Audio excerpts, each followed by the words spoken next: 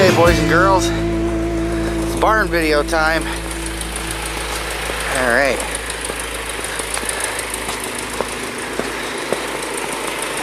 Look at here.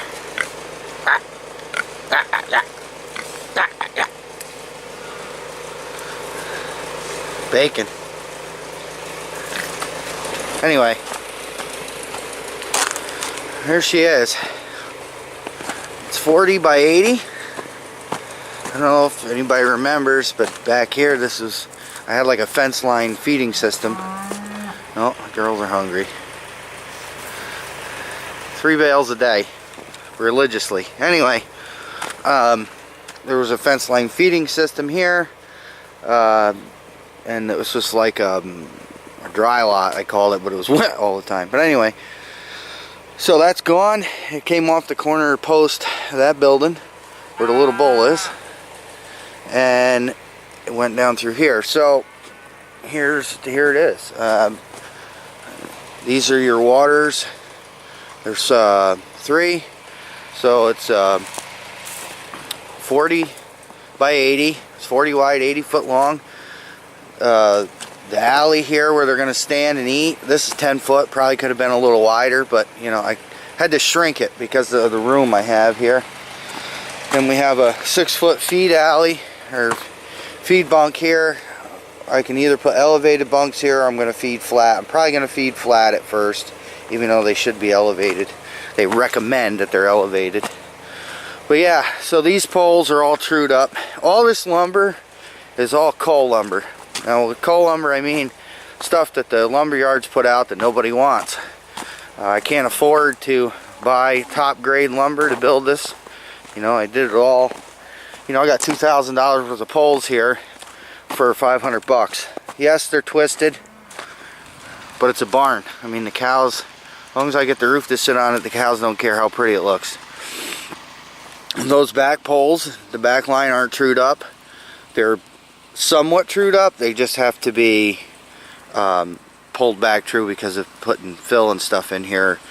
I've had to do this kind of backwards just because of the season. As you can see, it's snowing, and it's actually not that cold today. But so I had to put the concrete in because the weather was coming in on me, and concrete gets expensive when it gets cold. So in reality, I would have liked to have put the roof on it, then poured the concrete, but it just didn't happen. So right here, we're missing the curb, so I got to finish the curb where the headlocks are going to bolt, like down here. Essentially, I'm trying to get it, we're going to attempt to get this side ready to get them in here now. So that's, you know, that's the plan anyway. But yeah, here's the I call it the kick curb. I don't know what the technical term is. So to keep the manure out of the feed, that half of it's in. Like I said, waters are going to go between each pen. So each pen will have a water. There should be 4 pens. They are 20 foot wide this way by 30 feet this way. And it's going to be a bed pack barn. This is, I wanted all this to be concrete, but obviously can't, you know, baby steps. You know, I can't afford all that concrete at once. So this is sand. So I put this in here. Once there's a roof on it, I mean, it's pretty dry. I mean, now it's been snowing. You see, it's pretty dry. Once you get a roof on it, it should dry out really nice and should be really good bedding for them. And it's cheap, you know. I can, if I dig some out when I'm cleaning, which, you know, the plan is to make a bed pack and just clean it, you know, a couple times a year, and scrape this every day or every other day or whatever. And then so once we get a roof on it, I think it'll be great bedding. It's just wet right now because it's wet. So down here, obviously we're walking out to my pasture. I don't know if you remember, those were part of my old bunks or my fence line. I had them here because that's where I was feeding haylage last year. This is all fill. This is all cobble. Got it real cheap. So here is going to be the push off. So eventually, I mean, it's probably not going to happen right away again, because I just can't afford to do all this at once. There's going to be a push off here with another pad and like those precasted blocks, so I can hold the manure here, and I have to re-dike all of these fields, because right now it's running, you know, the drain is going to drain the water this way, and I don't want to do that. I want it to go this way, down through the back,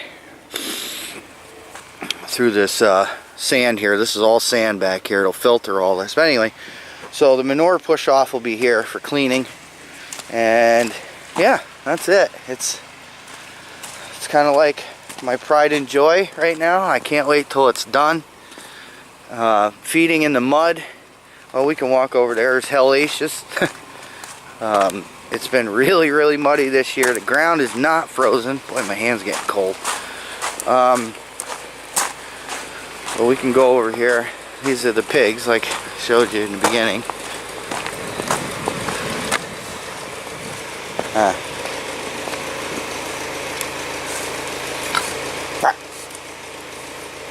I like clean pigs.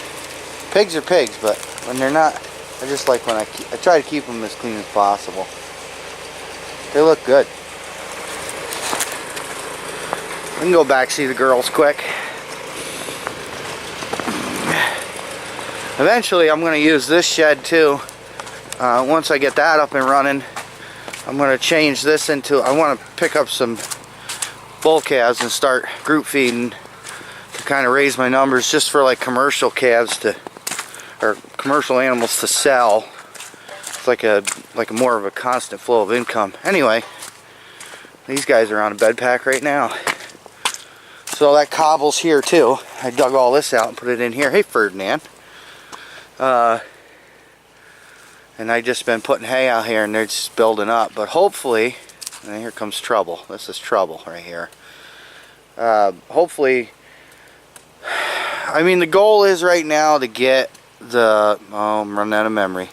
The goal is right now, get the pens up, get them in there, get them feeding in there, so I can clean this up and get them on some better footing. It's not ideal conditions. I do my best. They're healthy. They're happy. You know, I mean, they're chewing their cud. They're just, they don't leave this area too much. I mean, eventually, we had some warm weather the other day, and they ventured out into the pasture a little bit, but they've been hanging here. What's he holding? And we have our mascot, Kenny. But anyways, thanks for watching. Please comment, rate, and subscribe for more. I'm doing my best to keep the content flowing. A lot of growing going on here, real busy. And yeah, stay tuned. See ya on the next one.